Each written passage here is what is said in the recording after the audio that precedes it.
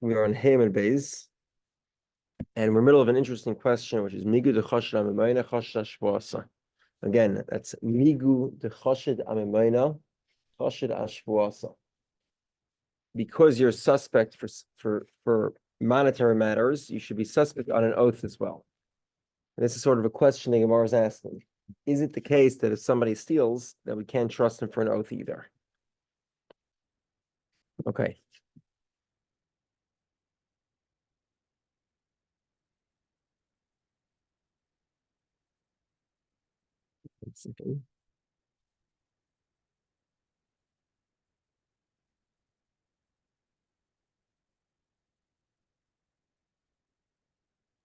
Double checking, Rabbi. What page are we on again?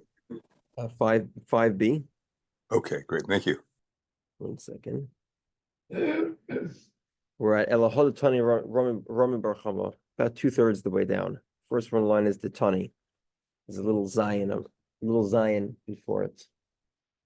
Oh, Elahod Tani Roman Barchama. Our Boaz Shomers. This goes back again, like we said many times. This is not the normative understanding of Shomrim is that if you are a watchman and you claim to be innocent of harm that occurred to the item you were watching, you have to make an oath. However, Ram Barchama says you have to have fear of mitzvahs and hadab mitzvahs. You have to have a partial admission and a partial denial. So, for example, Jules gives me his sheep to watch, right? And I say one of them died and it was my fault, and one of them died and it wasn't my fault, and the other one I'm going to return to you. That's not it's not the typical understanding is that you give me 3 sheep and I say they died and you say make an oath and I make an oath. According to Rami Bar Chama, you have to have a partial admission and a partial denial. So in this case, a denial is I say 1 sheep died and I'm exempt from it, and the admission is 1 sheep died and it is my fault, and the third one I'll give back to you. The 4 types of watchmen, whether it's an unpaid watchman, a paid watchman, a borrower, or a renter. Why don't we apply the same concept? Again, okay. Now, according to Ram Chama, if I'm denying half, right, and that's what makes me make an oath, then what exactly is the purpose of the oath?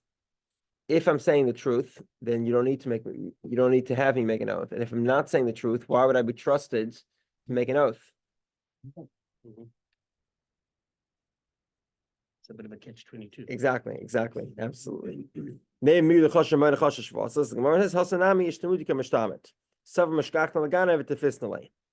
Okay, in other words, what happened was actually this guy is completely at fault.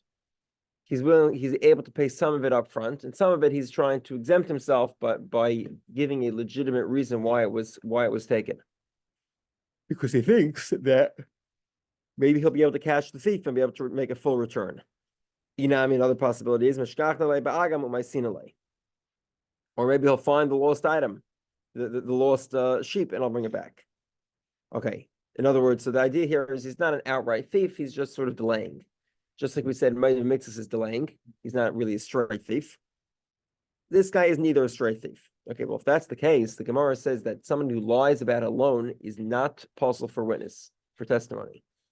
But somebody who lies about a stolen object, an object entrusted into his property, that guy is invalid for testimony. Why not?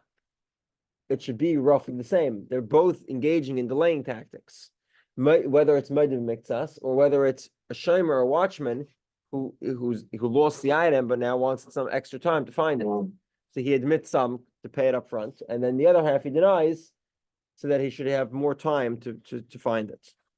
So my postulatus, maybe he's delaying until I search for it and I find it.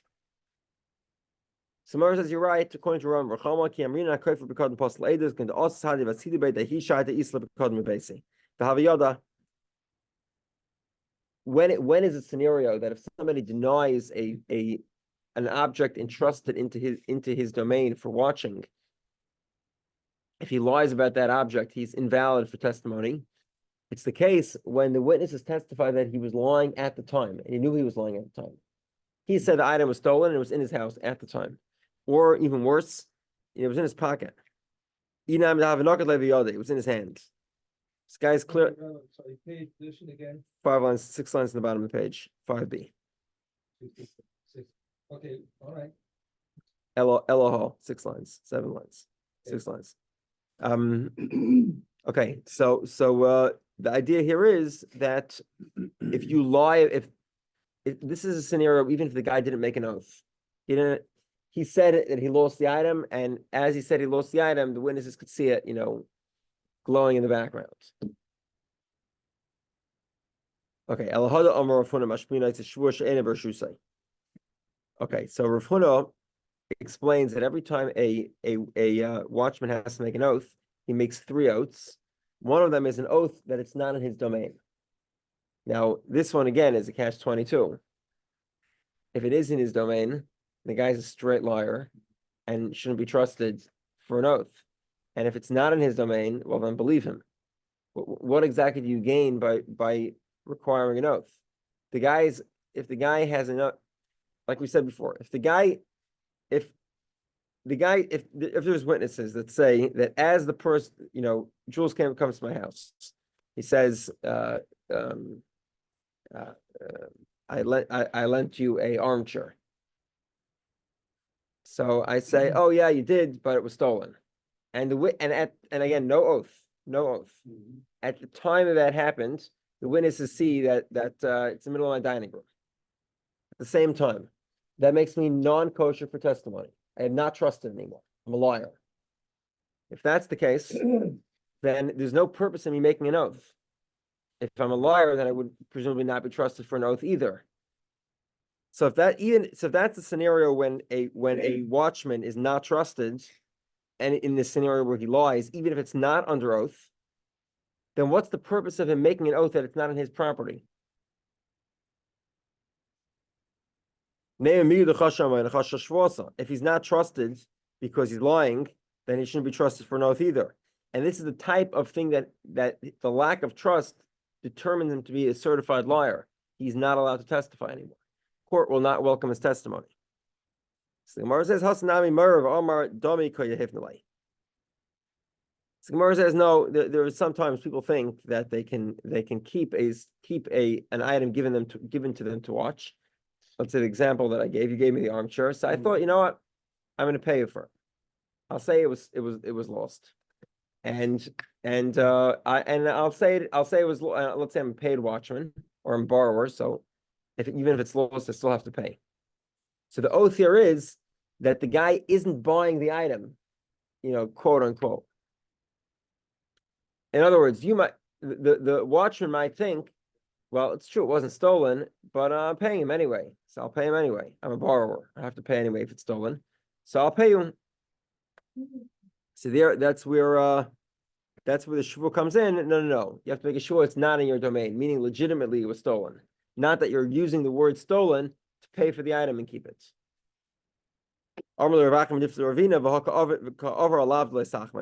The guy is violating the laws of Leisachmed. He's jealous. He's stealing his friend's item because of his jealousy. So the Gemara says, there is a misconception that people have that in order to violate the law of do not covet, you have to actually steal it. If you pay for it, you don't violate the law. If I want something that you have and I pay for it, even though I sort of use a little bit of a trickery means, instead of giving you back the item, I said it was lost and then paid you for it, they don't realize that this is prohibited. And therefore, the concept is make them make an oath that it's not in their possession and they won't be able to play this game.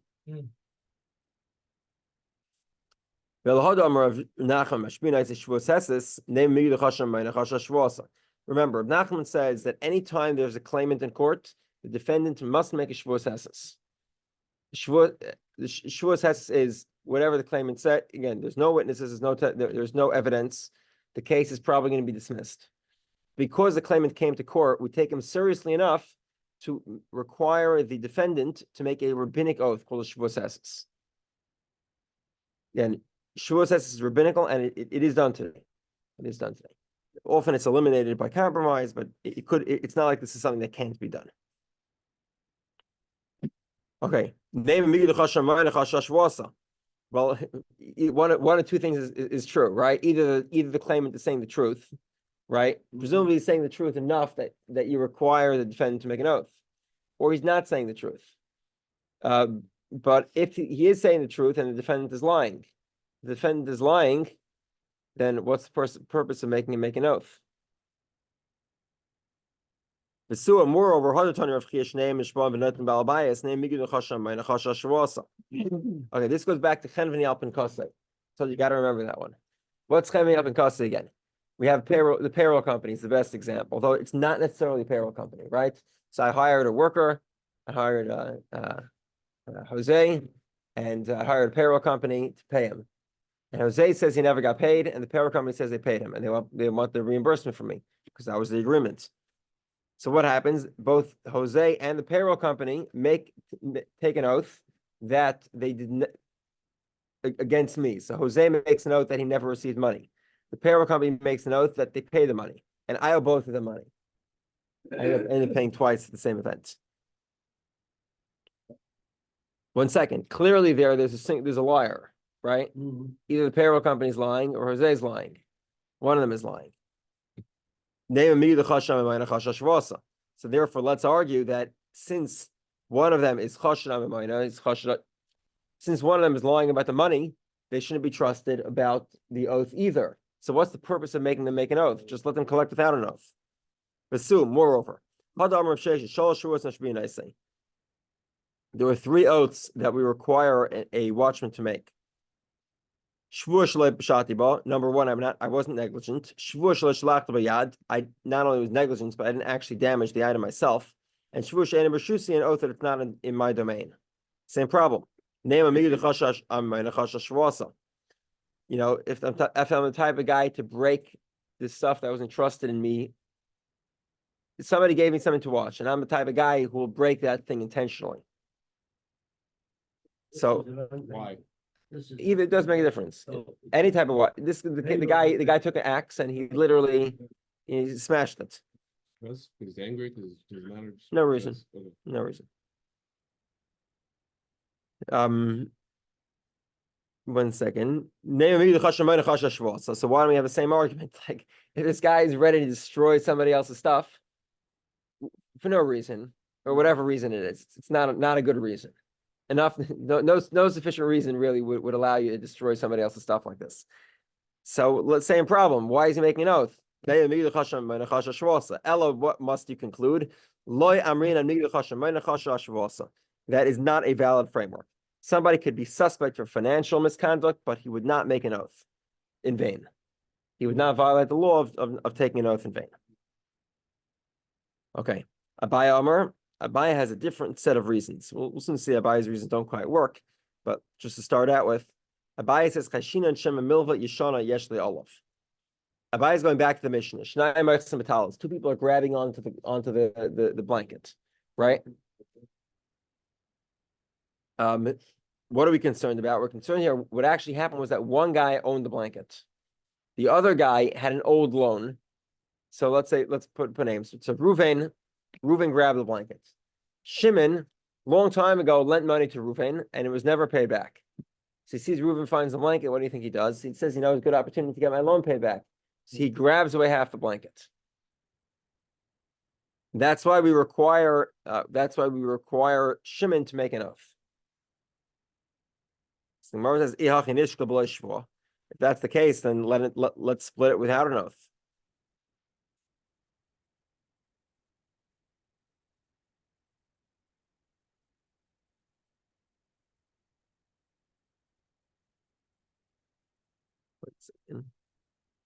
Okay, in other words, if Abaya is saying that the concern here is effectively legitimate, is an old loan. That's the concern of Shnai. In other words, we're not concerned about cheaters. We're concerned about people that legitimately have an old loan. Well, if it legitimately has an old loan, then let him take it. Let them split it. So he says, you're right. It's actually a suffix. We don't really know. Reuben claims to have paid it back. We don't really know if he was paid back or not. Okay, so now this is the transition. Okay, so v'lav amrinan tafis amayna misveika.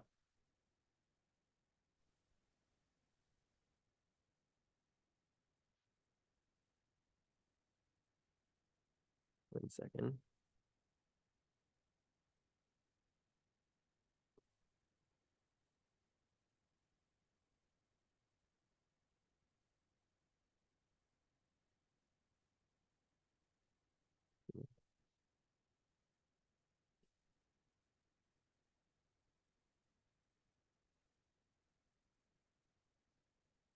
Okay, so Gemara says, "V'lav amrinan, aren't we concerned that tafis amayna misveika mishtav and misafik?" If the guy is willing to sort of execute his own judgment, he thinks that the loan remains unpaid, and he's willing to grab his friend's stuff to pay back that loan. Presumably, if he's so convinced of himself, what do you think? What else do you think he's going to do? Exactly. He'll lie about the oath too. So the Gemara says, "Amar of Sheshes, Breder Vidi, Parish Misafik Shvuav, like Parish Misafik Mimayna." People will stay away from a questionable oath, but not stay away from questionable money. My timer, what's the reason? Mammon Isa Chazara, Shvuah less of Chazara. Money can be returned. An oath cannot be, redone. Okay, now this leads us into, this is a nice transition here. We spoke about grabbing money. And now we'll continue the subject of grabbing money. This is a famous sugya within Talmud. It's called Takfu Kayin, the grabbing of the Kayin. Let's get to it. Boiro Zero. Zero has a following question. Takfu Echad B'Fanenu Mahu. So we have a court case, right? Jules says I owe him $10,000, and I say I don't. So Jules quickly grabs my watch, right? Which you all know I wear a very expensive watch every day. And it's worth $10,000. He just grabs it right off. So what's the story? Mao hechidami. Can he collect? Is that like an instant collection? Ida shosik. So the Gemara says, let's evaluate this. Hechidami. Ida shosik. If I was quiet, well, that's effectively an admission. I do idolate. Vidigat savach. If I was yelling and screaming, as you might expect, my havle lemevad. Well, then presumably it's not an admission, and I want my watch back. So Gemara says, let's shricha the shosik meikara. What happened was I was initially quiet, and then I started yelling. What's the story? Does the silence constitute an admission?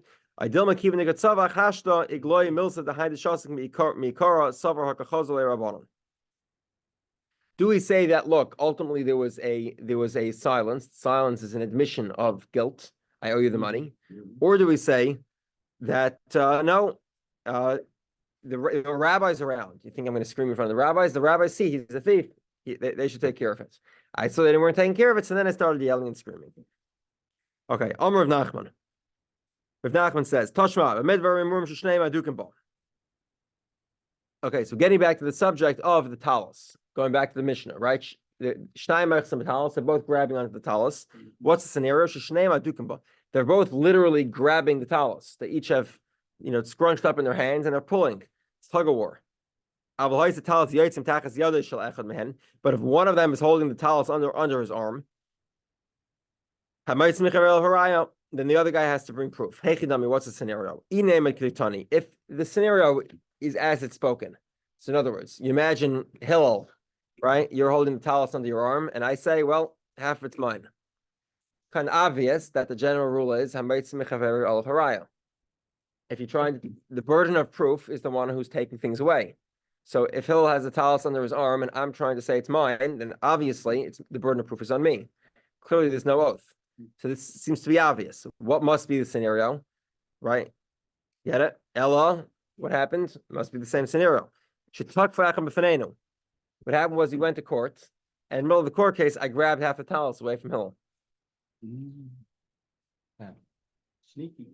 Okay, and what happened? Hillel was, 1 second. And again, the scenario was that initially Hillel was quiet, and then he started screaming. So Gemara says, okay, so Gemara says, no, what happened was, this is the scenario, very interesting scenario. So me and Hillel walked into court, each one pulling that talis, right? Both grabbing it. But so the court says, okay, Zilu Plugu, go split it. V'nafku, we went out. V'hadar also kitafas lechad minayim. Come back a few minutes later, and Hill is holding the talis. Hi Amar Adu Idly. Hill says, I admitted to him, and he owns the he owns it because I admitted that it wasn't really mine. However, I say, V'hai Amar B'dami Garti. He rented it from me, and I would like it back now. The Amrina lay, we tell the court will tell me, until now you accused me, I accused Hill of being a thief, of taking my talis because I was holding half of it. And now Hash the Margus Label Sadi, you rented to him without witnesses. You know, this is kind of what were you thinking? What were you thinking? Not quite exactly something that you think is intuitively reliable. Another possibility. Another possibility is Hill was holding the talis. Let's say this is a real talis, like the type that what we call talis.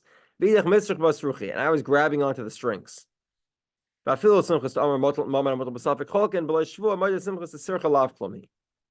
though Simchas typically says that whenever there's a doubt, we split the difference. That's how sort of money is resolved. But in this scenario, the fact that I'm pulling on the strings, as they say in English, you're holding on to strings, doesn't really count. Okay. 1 second. Okay, fine. Now we get to the next phase of this question. So we learned about tfisa, about grabbing. The guy grabs it in court. We take it away from him. So again, Reuven borrows money from Shimon. Shimon steals Reuven's watch. We say that because even though he did it in court, and even though he claims to be owed money, but we take it away from him. We give it back to Reuven. So then hiktisha and mikudeshes. Let's say this is a sort of a strategy. We'll soon see a bunch of people use this strategy. This is when two people get really, really mad at each other, to the point where you get, the expression, Shimshon said, Thomas Nafshi and Plishtim. So let me die with the Plishtim. When at the end of Shimshon's life, he destroyed the building, which killed himself and all the Plishtim inside. They're going to kill him anyway, but... So you have every once in a while, you have somebody get so mad, two people get so mad over money, they're willing to destroy the money. Where a Shlomo HaMelech split the baby wouldn't quite work because they'll both actually split the baby. Okay, so what happens? So two people get into a fight, Reuven and Shimon, over money. So Shimon grabs Reuven's watch. He says, "You know what? I'm giving the watch as a gift to the temple." Turns it into hektish. Does that work or not? So if we're going to take it away from Shimon and give it back to Reuven, clearly he can't sanctify it. However, here's the question. We allow him to grab it. Okay, so what happens? I'll pick on you now. Me and you were fighting over a bathhouse. Well, since it's a real story. You lose. And what happened was, I was going to lose, you're right. So what I said was, you know what? I'm sanctifying the bathhouse. What's the story?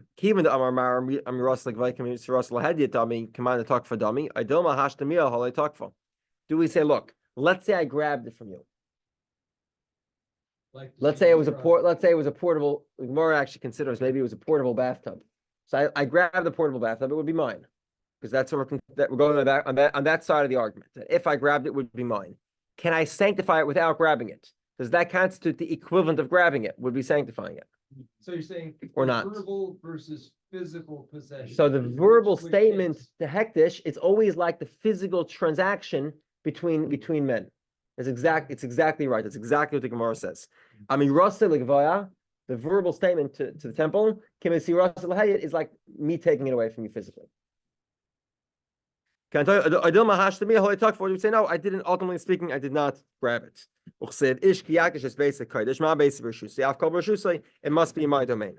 Ultimately speaking, right now, Jules has the portable bathtub. Okay, I didn't make up the story. Tashma, let's examine this. The story of the bathhouse. Now, it's not clear if this was a bathhouse or a bathtub, and we'll get to it soon. Okay, now I have to give you the spoiler alert here.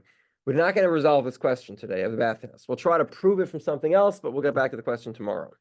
So keep the question hanging. Two people were fighting over it.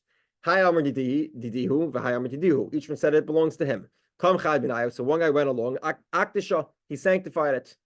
So what happened? So Rav Chanina, Rav Ashi, and all the rabbis, they stopped using the bathhouse. Okay, but Rav Ashi, the rabbis, Rav Ashi says to Rabbi, Ki azaz kamed Rav Chizda Kafri, when you go to Rav Chizda and Kafri, go ask him what's the story with this bathhouse. Ki asal surah, when he went to surah, Rav Hamnuna said to him, this is a Mishnah. Safik b'charis, echad b'char adam, echad b'char behema, bein teharim, bein tmeim, hametzim mechaver all of haraya. Okay, so we have a b'char. What's a b'char? Firstborn. There's a lot of laws of firstborns. There's actually 3 sets of laws.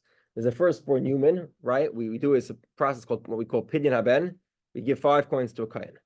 There's also something called peter chamor, redeeming a firstborn donkey. Unique law to donkey, even though it's a non-kosher animal. You switch it for a sheep. Bidding is only is for girls and boys? No, only boys. Okay. And all it is a condition. It can't be a kohen or a levi, okay, whatever it is. Yeah. Not necessarily for everybody. Okay. And the third one is bechar behema. Bechar behema has to be brought as a sacrifice. The firstborn animal has to be brought as a sacrifice. This law is true today as well.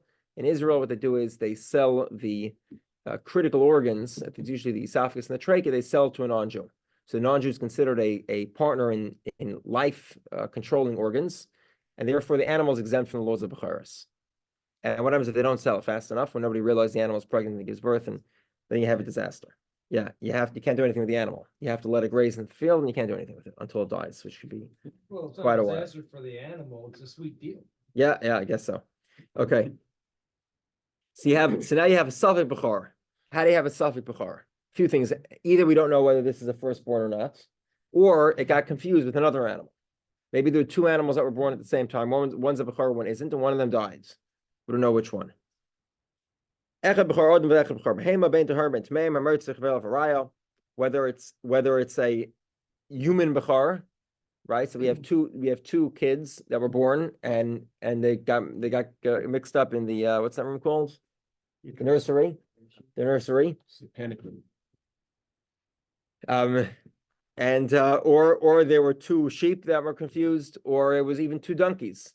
The rule is hamotzim mechaver al haraya. What is this? The implication at this point of the Gemara is that whoever, if the Kohen wants to claim the money belongs to him or the animal belongs to him, then he has to bring proof. B'tani Allah, and we learned asur and begiza uba'avayda. The animal, in the case of a baby sheep, you cannot shear the wool and you cannot use it. If let's say the firstborn ox you can't use it for work. So the Gemara says,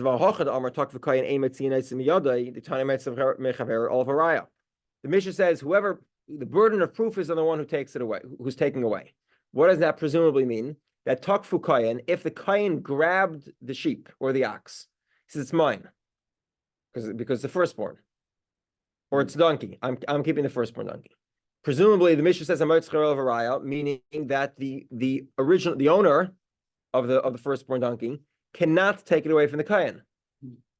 And what do we find? We treat the animal with sanctity. And even when the kayin did not grab it, right? So we have asur and begiz of avayda. The animal is still prohibited. You cannot shear it, and you can't use it for work.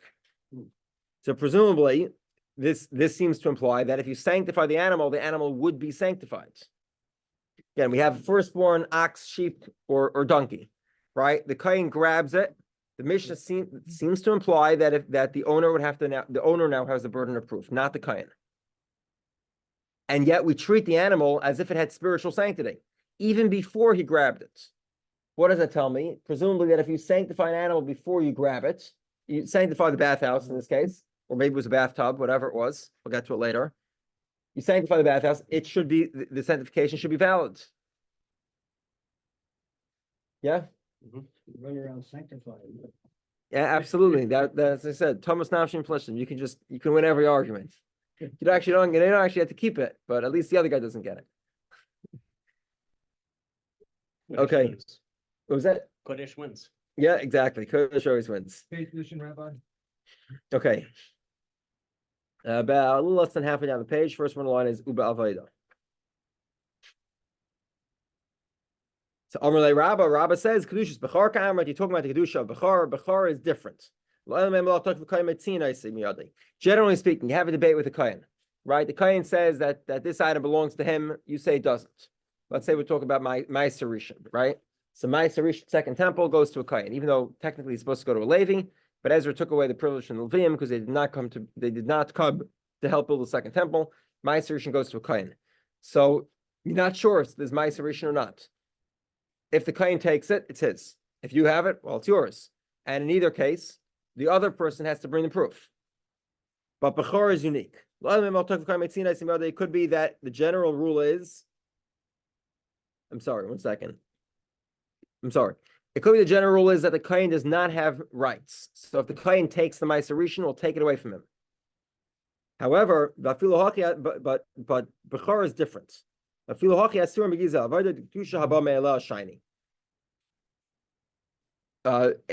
call it? When we talk about a Bechor is very unique because it's Kedusha Haba Me'ela. What does that mean? That means even let's say we'll give you the benefit of the doubt. Meaning, in this case, the benefit of the doubt always goes to the original owner. You want to say that he has a godly commandment to give it to the Kohen. But in the case of the benefit of the doubt, when we don't know, then he gets to keep it. However, that would be true of things that he would be required to separate, like Trumas and Maestros. But in this scenario, the scenario of the Bechor, he doesn't need to sanctify the animal. God sanctifies the animal. It's Kedusha Haba Me'ela. It happens on its own. It doesn't require his involvement.